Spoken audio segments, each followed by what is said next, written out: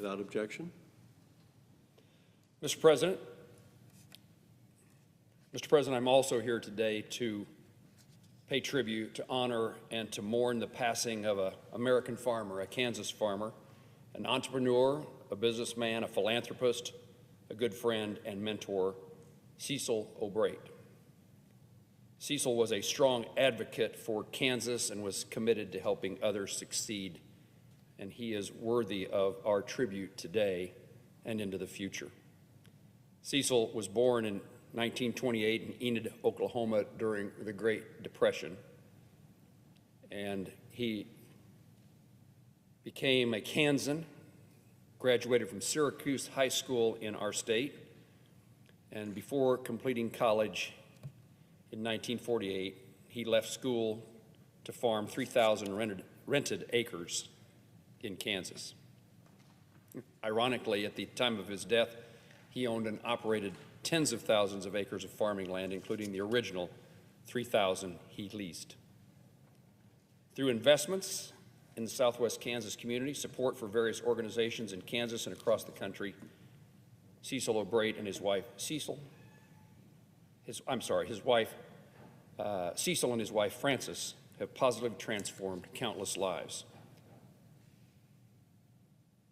He established a business called American Warrior in 1984, which became one of Kansas's largest independent oil and gas producers in our state. And in 2013, Cecil and Frances established the Albright Foundation, which awards college scholarships and teaches life skills to students, most of whom grew up in the foster care system or below poverty level. Cecil loved to help other people succeed, particularly young people. He gave generously to many charities, and I have no doubt that the Albright Foundation will continue to provide educational opportunities to Kansans for years to come. I've had the privilege of speaking at the Albright Scholars event in Manhattan, Kansas, and it was moving to see how Cecil's generosity was transforming the future of those young men and women. Despite achieving great means and influence, he remained dedicated to the Kansas and Midwestern values he learned as a young man on the farm fields in Hamilton County. And Cecil conducted himself always with humility and authenticity. He lived in Garden City for 60 years. To nearly everyone Cecil met, he would share, "There is no substitute for an honest day's work, an inquisitive mind, and a desire to always do more."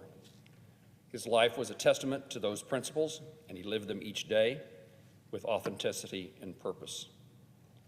In many ways, Cecil Albright, his family, his business, exemplify the American dream.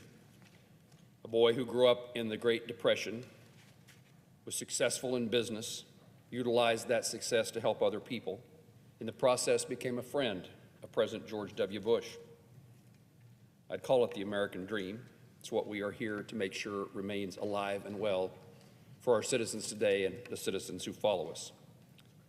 I pay tribute and respect to Cecil Albright and all the good work and the person that he was, the human being that he was.